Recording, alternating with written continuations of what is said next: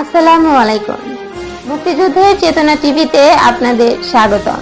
সাথে আছি আমি শ্রাবণী আক্তার। এখন দেখবেন বিস্তারিত।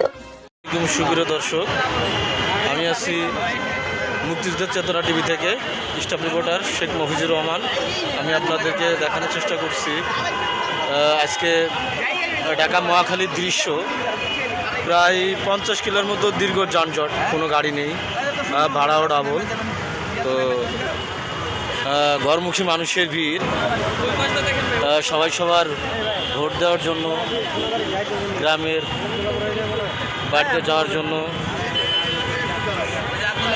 সবাই আসছে। দেখুন কি অবস্থা।